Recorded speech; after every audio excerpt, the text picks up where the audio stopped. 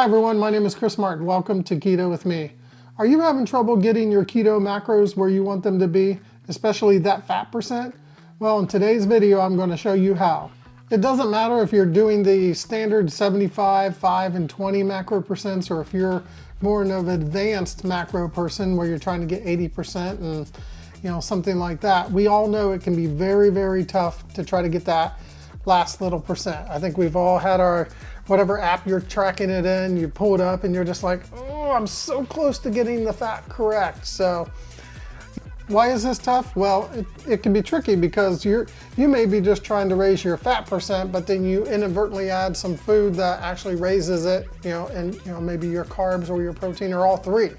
So I call this process macro augmentation. I don't know if that's a real term or not. It could be out there, but really the point is we're trying to augment, our macros so that they get to where we want them to be. And it's actually a lot simpler than it sounds. For simplicity's sake, for the rest of the video, I'll just refer to the typical standard macros that most people are trying to target on keto, which is 75%, fat, 5% carbs, and 20% protein. Before I go any further, please like and subscribe so you can keto with me. All right, so before we talk about specific foods or whatnot that we can augment our meals with to make them more keto, or to match our keto macros, it is very, very, very important to understand that we can only move the needle so much. So if your meal that you picked or you put together is way off macros to begin with, it would take an extreme amount of adding to it, to try to fix it. So your base meal has to be, pretty close to keto, or at least in the keto realm. Let me give you an example. So let's say you have a choice to make ribeye or you want to make chicken. Well, on the surface, ribeye is going to have, a lot more fat, and it's going to be closer to, matching what you need to do keto. Chicken by itself really isn't going to do it for you because it's low in fat and has a lot of protein, so you're kind of messed up there. Now the good news is both of these are low in carb, so it meets that criteria. So what can we do? Well, if I was making this, my wife and I have this recipe that we really, really, really like a lot, and it's called bacon wrapped chicken. And really this is, let me just give you the gist of how you put it together. You cook the bacon first. Then you cook the chicken in the bacon grease after you remove the bacon. Then you add heavy whipping cream and then like chicken broth and I believe butter and then some other stuff. And as you can tell, that's a lot of fat right there. So now you've got yourself a really good keto meal. So that, once you put it all in your app, whatever you use, I use Chronometer, but once you put it all in, you'll go, oh, I'm at 73%, or I'm at, such and such. Those type of numbers, we can add to and augment, with other types of food pretty easily to get them, dialed in exactly where we want them. That's the type of food that we're looking for. Another food that I like to make a lot of, and is my favorite, it's one I talk about in my diary series a lot, it is salmon patties. Salmon patties are high in protein, so you're fighting that number right off the bat.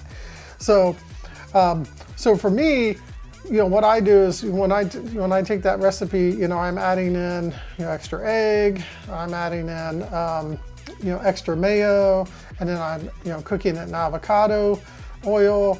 And before you know it, that meal is already, close to the keto realm. So now it doesn't take much to augment it.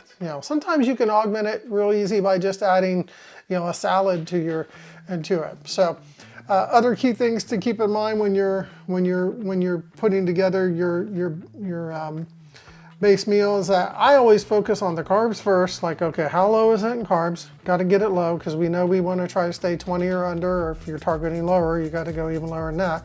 And, does the meal have the fat content that's good to start with? I usually don't even worry about the protein until kind of like very secondary. If I focus on the fat and the carbs, usually the other, the protein just kind of falls into place. It's not always perfect like that, but in some cases it does fall like that. My wife and I were putting together she found a recipe online that's called broccoli and cheddar quiche. it's, eggs, it's got broccoli in it, it's got bacon in it, it's got, cheese and so forth. When, I had her call out the recipe to me, and I'm putting it into my, Chronometer app, building it as a recipe. And would you believe it? It was almost near perfect macro ratios for keto, 75, 5 and 20. I think it was like 74, 6 and whatever, So it was, it was like almost dead on to begin with. So that right there didn't require much, much to add to it if I ever wanted to add anything to it. So those are just some examples of what I mean by getting the base food, and like I said, focusing on, typically those two macro types like fat and carbs. Those get me headed in the right direction. Now that we've got those established, now we can talk specifically about what foods can we add, or what can we add to the to our current meal. Let's say you get your meal all done and you're looking back at your app and you're just like, I really would like to just get it at 3% or 5%, or maybe you're at 78% and you want to take it higher. Maybe you're an advanced macro person. Well, I mean, things you can do to take care of that is that you can add in fat. Fat is probably the easiest way to move. And when I mean fat, you have to pick something that's pure fat. That will move just the fat percent. Anything else besides pure fat is obviously going to move that category, which means it could throw off those numbers as well. So for example, I'm going to reach off screen here and I'll bring this good old guy over here. So this is MCT oil. This is the MCT oil that I use. So if you add this MCT oil, and I'm going to put up on the screen here so you can see it, but if you add this MCT oil, just a tablespoon of this adds 15 grams of pure fat to your diet. So nothing else, just pure fat. So that gives you 15 grams right off the get-go. Another thing that you could also add, and I'm just going to set this out of the way for the moment, is you could add one of my favorites, which is Carrie's Irish Gold butter. So this, a lot of times I'll try to work it into the meal, like as I'm cooking it, because that'll get it in there and then I don't have to eat it separately. But I remember watching a Dr. Boz video once and she's like, yeah, I'll just eat butter if I have to. Or she was telling people to do it. I have eaten butter just plain, like a tablespoon. If you're going to eat plain butter, I would probably eat something like Carrie's Irish Gold because it's got a really good creamy flavor. Carrie's Irish Gold gets you 11 grams. Most of them are 11 grams for a tablespoon of butter. It's not as much as this. This gets you 15, this gets you 11. I've actually had both of them in a meal before, just eating them. I'm a little weird. I'll do just a shot of this. Sometimes I'll make it inside of a salad dressing, and then like with vinegar and oil.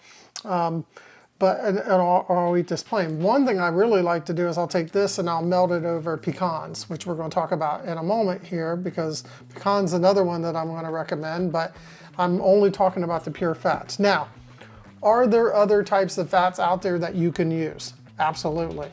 I mean, I'm not one to go and just eat bacon grease to eat bacon grease, or anything like that. But, for me, I like these two as my options. You may find something else, and feel free to share that in the comments section. Let me know what your go-to is, if you found maybe a better alternative. But something like one of these or both of these together can move you that 2 or 3% more, and then now you're like, wow, I really nailed those fat macro percents today.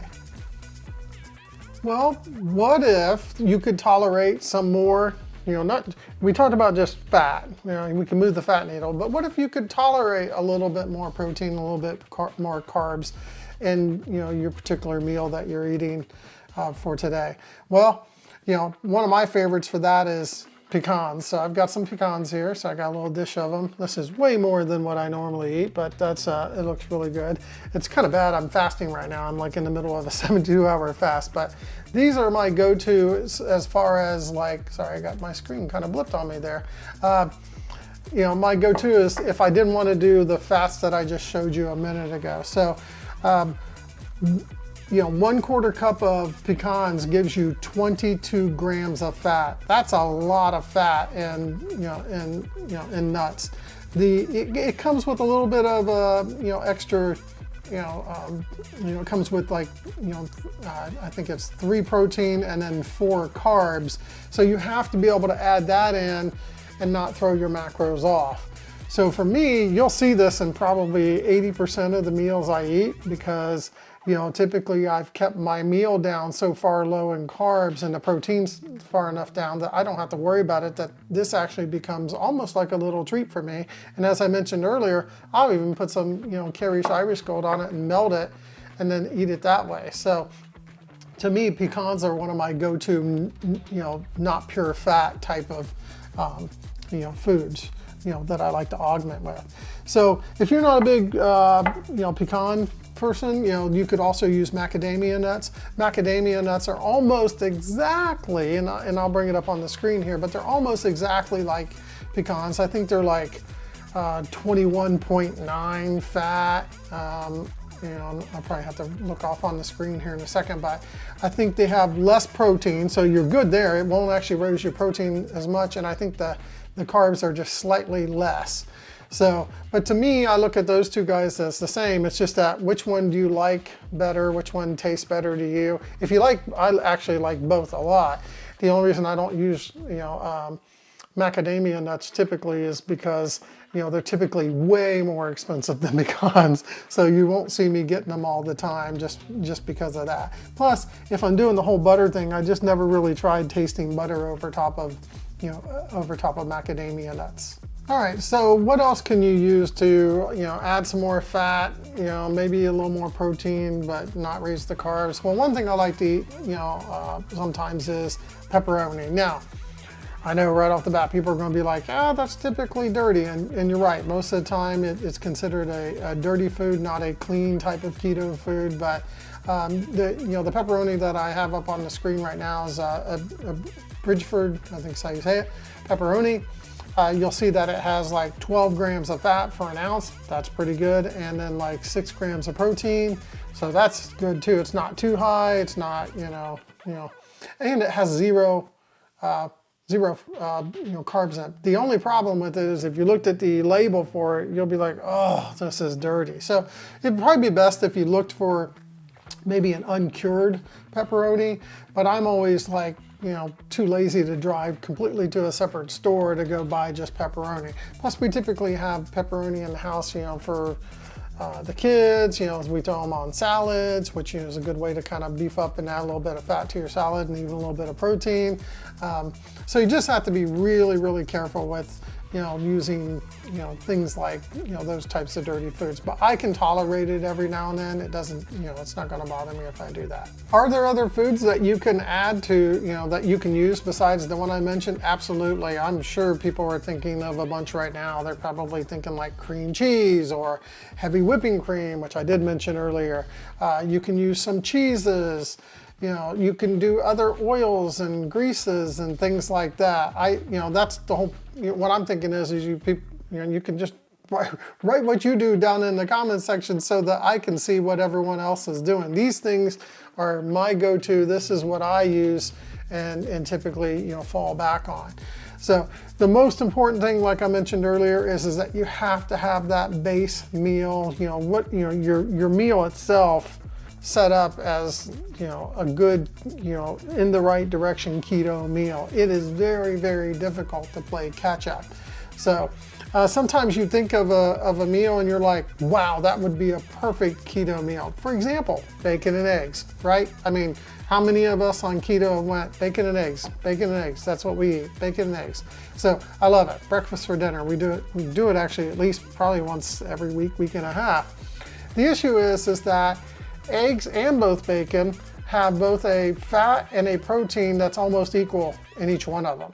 So right off the get-go, you're fighting that. So you'll be, both are like 0 to no carbs, right? That's how it is. But the point is that can be very hard, to overcome if you put it together and you're just like, wait a minute, it's not high enough in fat. How is that? Okay, well now you're going to have to do something to maybe make it a little bit, a little bit more.